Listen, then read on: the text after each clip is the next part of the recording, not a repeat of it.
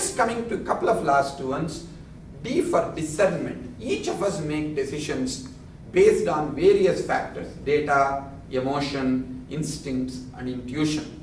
But most of us, what we say, how we make decisions, how we truly make decisions when the push comes to shove, are two different processes. Our decision making process is invisible to us. If we can find a way, like for example, look at Ron Johnson, who got fired from his job as the CEO of JCPenney less than a month ago. He tried to use the same logic and same approach that made him very successful in building the Apple stores. He created stores within stores. He removed all the sales deals. He was completely revamping how the retail works. And if he were to be successful, that would have completely changed the retail market. But he lost about $4.5 billion for JCPenney. And their products were not premium products like Apple products. So instead of he changing the system, he got fired. On the other hand, the same Ron Johnson, who worked with Steve Jobs to create the Apple stores, they created the Apple stores.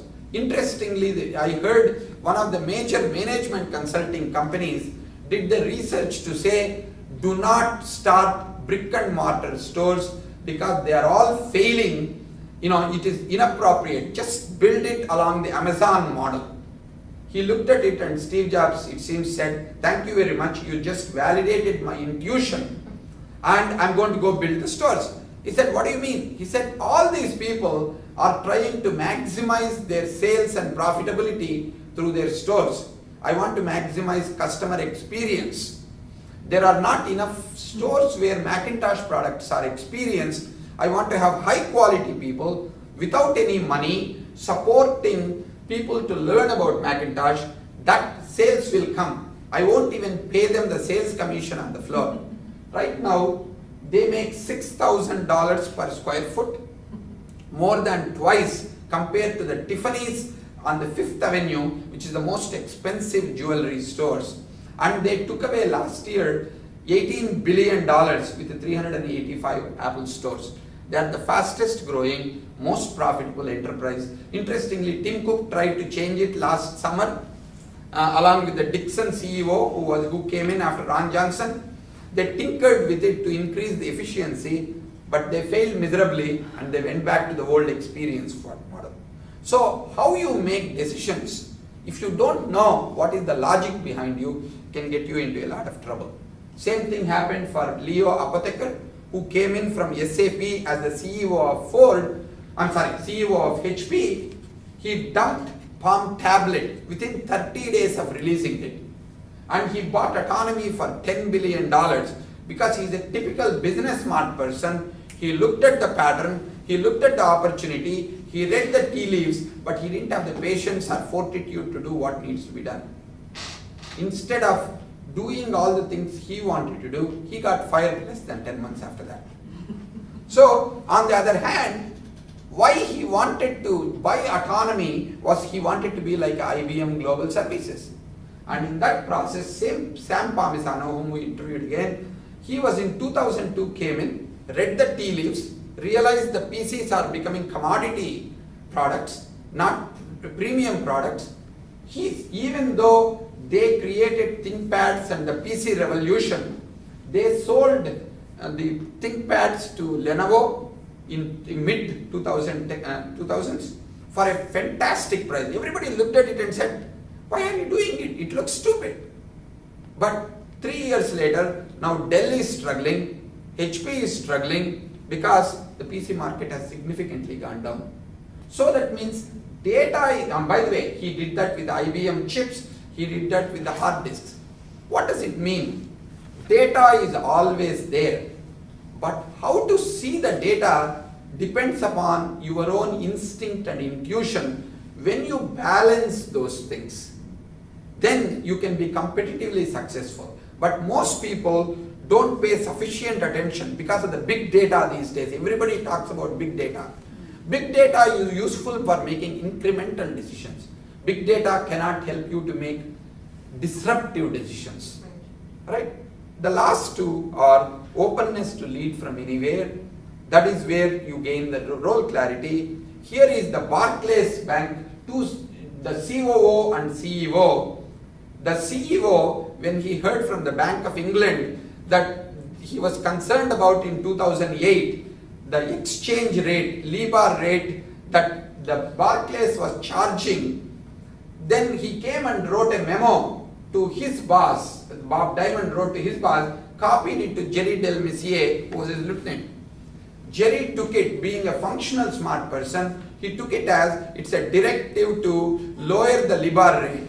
So he misrepresented what he was actually doing, and in the process of it, when it came out, they paid $400 million fine.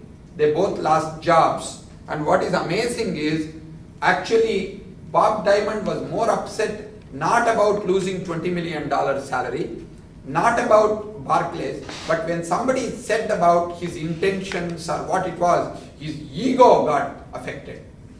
Entanglement of ego is always the biggest problem, because role clarity comes when I recognize the person who does the job and the self that you are two different. When I have the clarity of my personality versus myself, then the ego doesn't get in the way. You can lead from the front, you can lead from the back, or you can let other people lead and walk away from the job. Narayana Murthy, who one of you mentioned about being wise, he is the CEO and co-founder of Infosys, one of the largest information technology companies from India.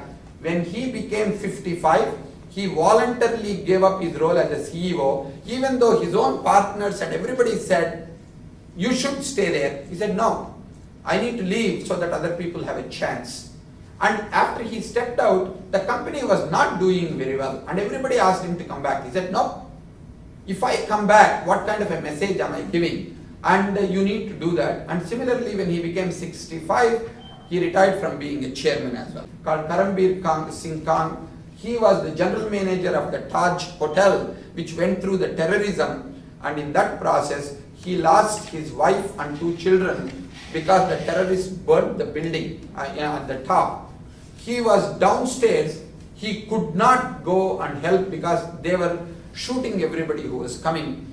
So with his tears, he helped all the guests and other people to survive, but he could not help his own family. He said, I have 2 responsibilities. As a family member, I have failed.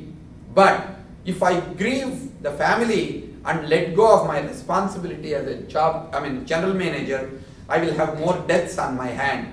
So let me be clear about what I can make a difference, what I cannot make a difference. I need to be able to focus that. Just to let you know, recently when we interviewed, now that it is about 4 years, he got remarried and he has a small young girl who is about 1 year old, and he is rebuilding his life. Last one is the motivation. You have to know what are the drivers of your motivation. Like Paul Polman, when he became the CEO of Unilever, he said, I want to double Unilever revenues by 2020 while cutting the environmental impact by 50%. So it is not that you don't want to make money. You have to have enlightened self-interest.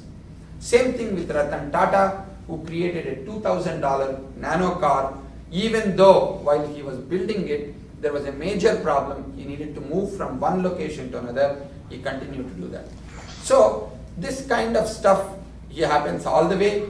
To conclude and summarize, we all may start out as a smart leader, but when you are a smart leader, you focus purely on Adam Smith's approach of self-interest, and your motivation is about what is in it for me.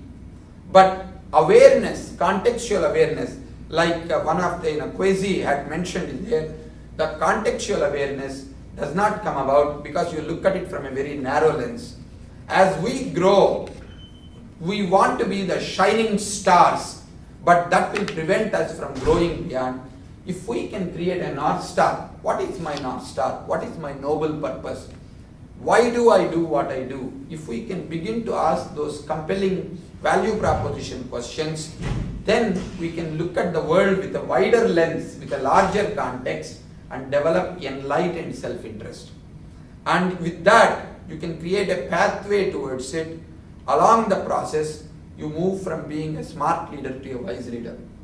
Many people stop right there, and that may be perfectly appropriate, but for some other people, they are no longer willing to just stay on that path. They actually want to create an ecosystem. They want to create wise leader teams, wise communities, wise organizations, and wise nations. When they do that, they realize that actually benefits them as well. So the interesting summary I found out is great leaders are wonderful in creating remarkable followers around them. But wise leaders develop great leaders around them.